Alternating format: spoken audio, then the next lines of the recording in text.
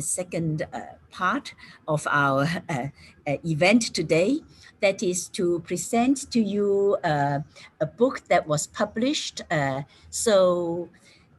this book, we have this is the English edition of the book, and we have the Spanish edition of the book, and we have the Chinese edition of the book. So we have these three editions, and actually this is a collection of the presentations that were made in late January this year, and when the Earth University and the Global University together organized this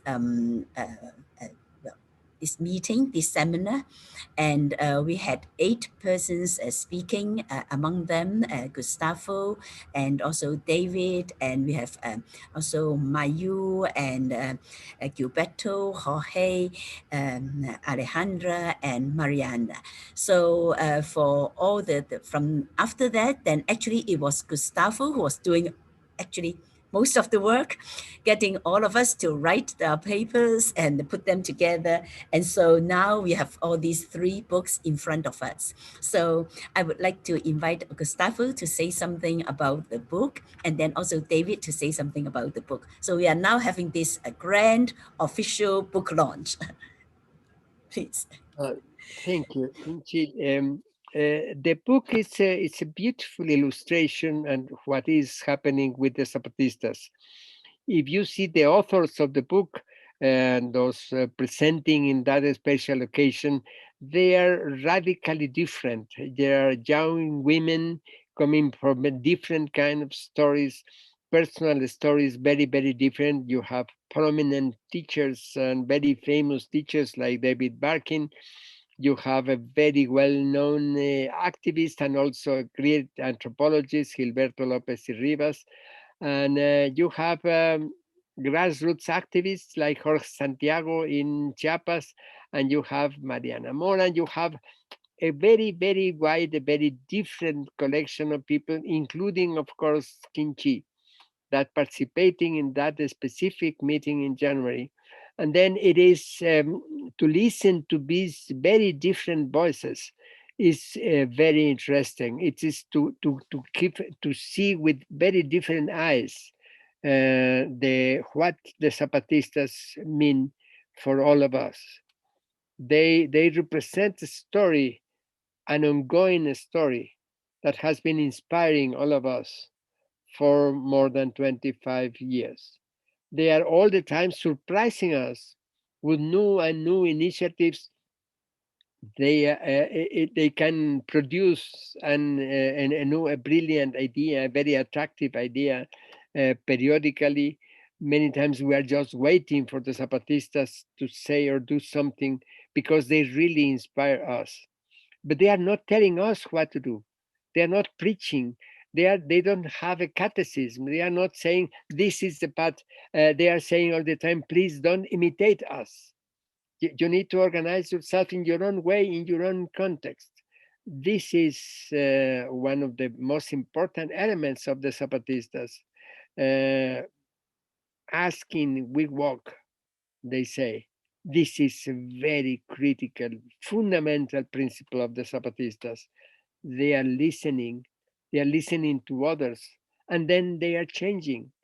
They have changed a lot from the very beginning.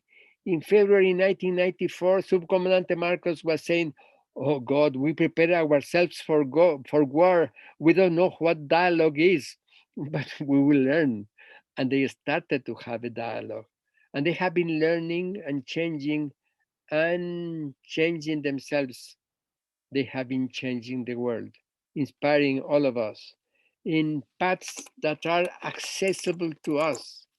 It's not the great utopia. It's not, they are not telling this is the paradise, here is the goal, you need to go in that direction. They are not producing a new utopia. They are changing the world every day. Grassroots people ordinary men and women, people grounded, doing the things that we can do in every place by ourselves. This is the inspiration of the Zapatistas. And this is the kind of voices you can find. With Gilberto Lopez Rivas started going back, going to the beginning, how the whole thing started. And then the different voices in this book present the different prismas to see the Zapatistas and to learn from the Zapatistas and to be inspired by the Zapatistas. Yes, we love to produce the book to capture what happened in that meeting in January, convened and organized by Kinchi. Thanks again, Kinchi, for gathering us, and then now to have the final outcome of that meeting that you organized. Thank you. Yes, and we are going to have the outcome of these meetings that we are now organizing and more. So now I would like to invite Mayu. Mayu is also one of the writers, and actually Mayu was in the jungle uh, before the Zapatista uprising. So Mayu, would you like to say something? Bueno, agradezco muchísimo. Well, thank you very much for this opportunity to be here with you today.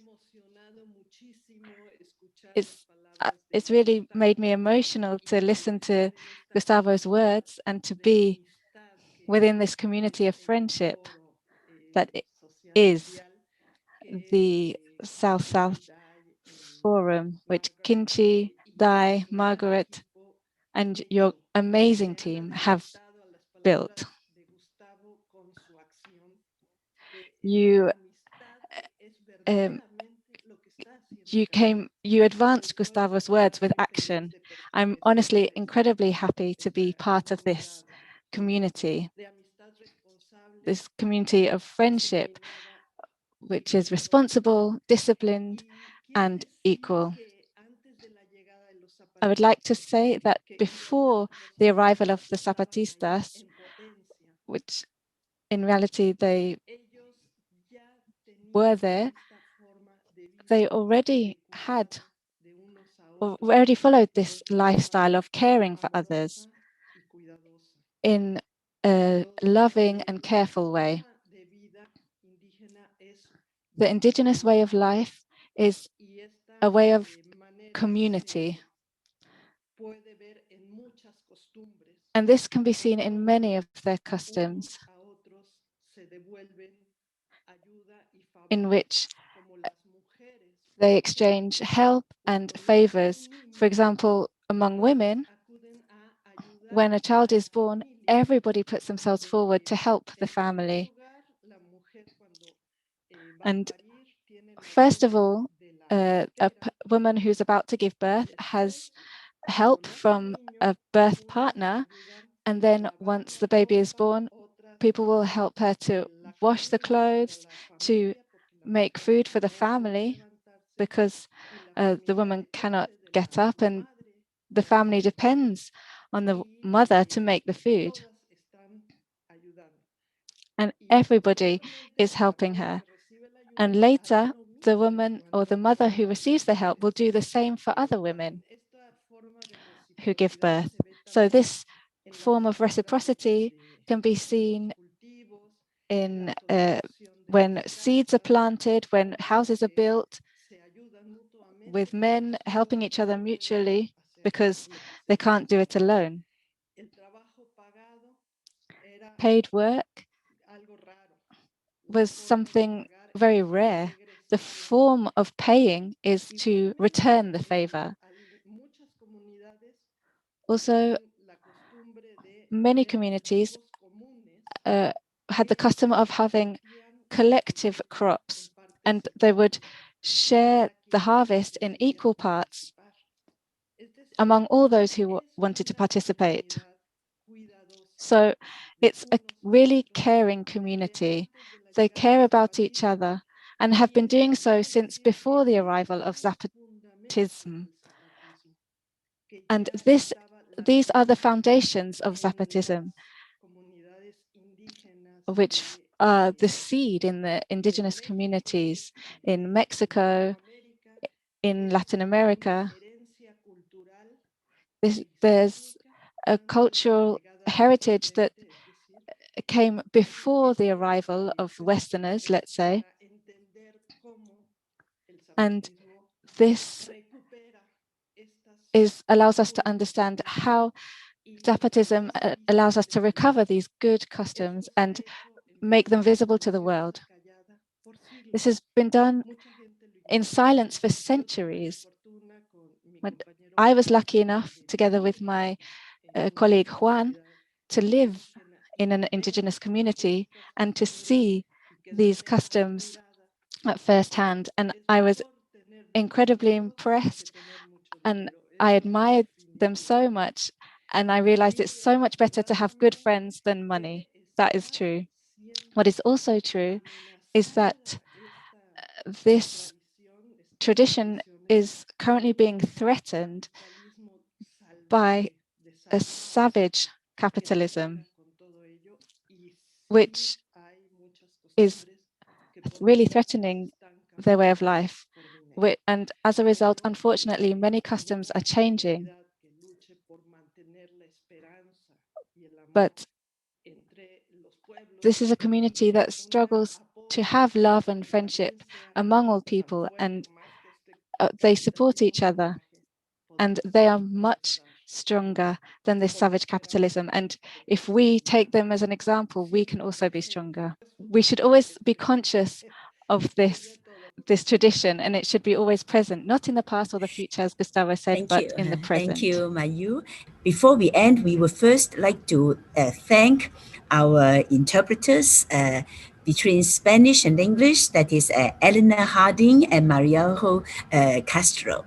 And our interpreters between English and Chinese, and sometimes Spanish and Chinese, is Yan Xiaoruo and also Huan Xiaomei.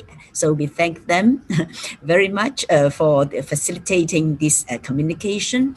So Gustavo, the very last word to you. Thanks a lot, Kinchi. It was a real pleasure, a real satisfaction, and that fills me full of hope, because it's clear an expression of our friendship. We have been cultivating this friendship now for several decades, and we are making it to flourish. Thanks a lot for everything, Kinshi, and hopefully we will continue cultivating this friendship and be open to all the surprises that it will bring to us. So thank you, and also thank you all for staying with us. And for Samuel from Korea, it is already almost 1:30 in the morning, and for many of us from China, so it is 12:30 past midnight. But it has been such an inspiring evening that we've had. So Samuel, thank you again. Yes, I think you are quite ready to go to bed now with a lot of content. But after all these beautiful thoughts, and also that we still allow ourselves the possibility to imagine something different, imagine something that looks impossible. So well, this is just the first day of our 33 days of South Forum. We will be having one session each evening, except 2 evenings in between. So please come back, please join us for all the sessions if you can, and any session, you are all welcome. And also on the 29th, we will be visiting the Chiapas in the 60s and 70s. And then in the on June the 30th, we'll be seeing the Zapatistas now currently on this actually surprise journey to the West, and trying to reverse some of the logics that has been there for 500 years, to reverse the logic of plunder, of exploitation, and to see how friendships and networks could be established across the oceans with the small ship called the mountain. So thank you all again, and have a good day and have a good night. So we will please leave, and then Gustavo, please stay behind so that we can discuss how we are going to plan the next seminar. And well, tomorrow we are going to have the sessions on philosophy of Chinese medicine, and on Friday we are going to have the formal opening ceremony, where you will be seeing a lot of us again. You'll be seeing Gustavo, Dai, and Samuel, and many of us again. So good night and good day. Bye.